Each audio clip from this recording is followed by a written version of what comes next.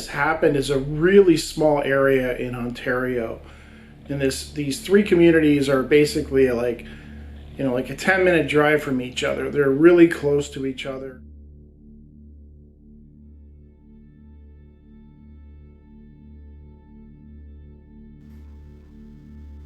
It was cold that night. Farmer Rudy Boyer was relaxing after a long day of work. He was suddenly alerted to the sound of his horse acting up outside. He quickly got his coat and boots on and headed out into the chilly darkness. There he observed a strange sight. His normally well-behaved horse was running about in the field, seemingly half crazed. It went wild, he told a reporter with the Sault Ste. Marie Star. He eventually got it calmed down, but it was a struggle. Something had definitely spooked the mare, for that Boyer was certain. But what? A search of the area revealed nothing out of the ordinary.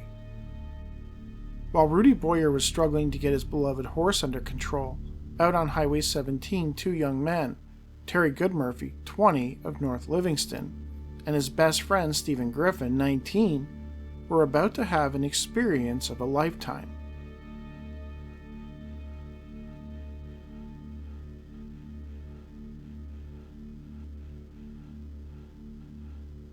They were driving in a westerly direction on Highway 17 East, and they spotted an orange glow in the sky as they were coming over the Maple Ridge Hill. At first, the two friends discussed the possibility that it was a fire, maybe an aircraft had exploded.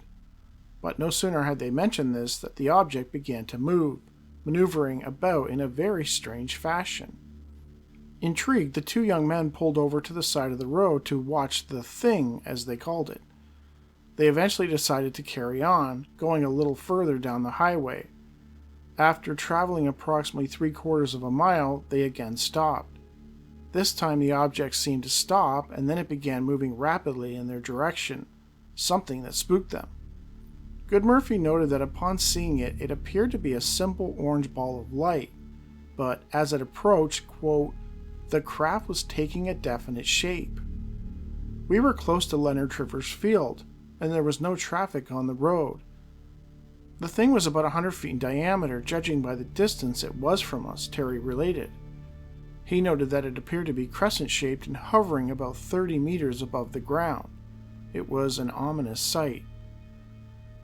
Neither Terry nor Stephen had any idea what it could be, though it did not look like any aircraft they had seen before. It went down towards the highway, stopped for a while, and then came straight up and began traveling towards us.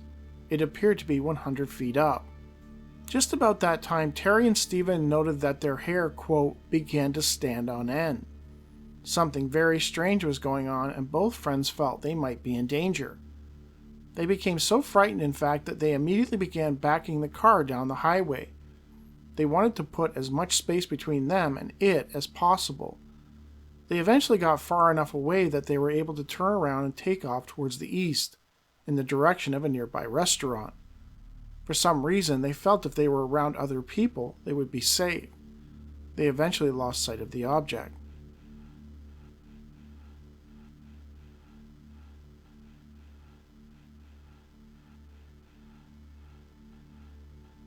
While Terry and Stephen were pulling into a restaurant parking lot in Livingston, Lorne Woolmuth was inside his house in Soberry, relaxing when he spotted something outside the window over his pasture. A strange orange-red object resembling a fiery ball of light was there. He alerted his wife Edith, and together they watched it as it hovered over the farm, before eventually disappearing. Speaking to a reporter with the Sault Ste. Marie Star, Woolmuth described it as a, quote, eerie, moving, glowing object in the sky. While they thought it odd, the couple eventually put it out of their mind.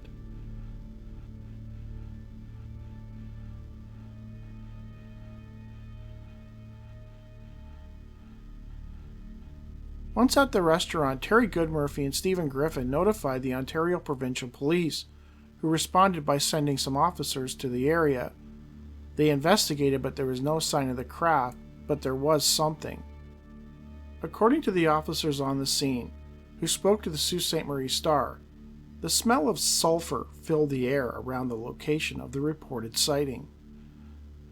Some researchers will mention how there is this, weird sulfur smell that lingers in the air after a UFO encounter.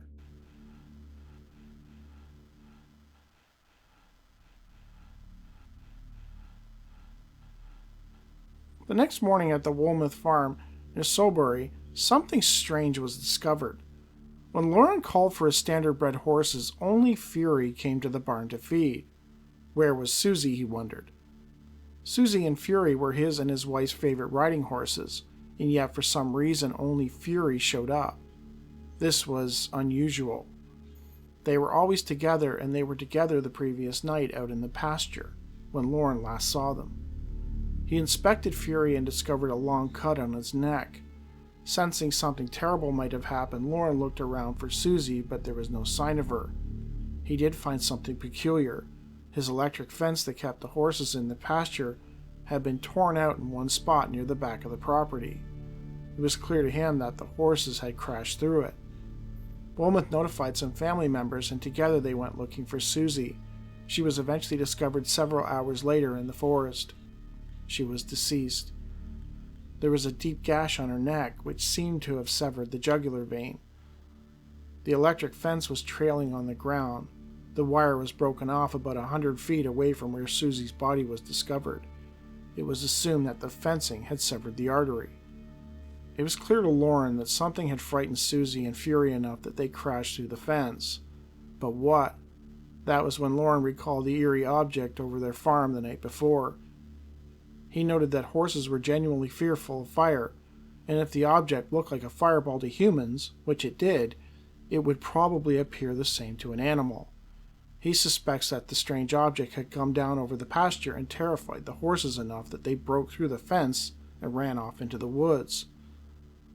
The gash observed on both horses was consistent with the height of the electric fencing, and this ultimately led to one of the horses perishing.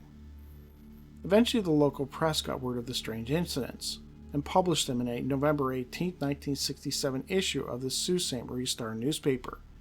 They managed to speak to most of the people involved, and it painted a very strange and deadly picture of the events of November 5th, the night that a UFO wreaked havoc on a small Canadian community. While researching this case, I found out that the Wilmoth farm was actually in the news as recently as 2023. A barn preservation group was attempting to save Wilmoth's large barn near Salisbury. Apparently, he was home to a large number of owls who had settled into it following the closure of the Schufeld's General Store in the early 1950s. According to Edith, Lauren's wife, after that closure, their barn became overrun with rats. That was when the owls moved in, and they helped to clean it out. The Wilmoths were so grateful that they allowed the owls to make it their home. While some UFO researchers would attempt to attach some meaning to the presence of the owls following this UFO event, in this case, I think it was just an interesting coincidence. Sadly, most of the people involved in the case have since passed on, including Lauren Wilmoth in 2001 and Rudy Boyer in 2005. The events of the night of November 5th, 1967, to this day remain unexplained. It sounds like this object was traveling in an easterly direction. This farm in Thessalon was the first place where it passed over. The horse reacted by acting crazy, and then the next location in the line would be the Livingston Creek area, where these two young men had this encounter on this roadway with this object that seemed to be kind of toying with them for a bit. And then when they finally left, it moved on to the Sorbury area, or this community in Sorbury, and it basically passed over the Wilmoth farm, where the horses apparently reacted by breaking the fence and trying to get away. Not really much happened with regards to the object. It just sort of passed over this area, but all this chaos happened afterwards in the aftermath with the horses and the two guys calling the OPP. Just a lot of craziness happened just from this object passing over an area. When I first read the story, I was wondering if maybe the object had done something to the horses. But then when you read the story, it does seem to indicate that it wasn't that they were just spooked, and what happened to the horse was basically an accident that was caused by this object passing over the area. The way the horses reacted to it sounds like the fence got stuck and it was dragging it through the woods, and it was probably digging deeper and deeper, and then eventually it became fatal.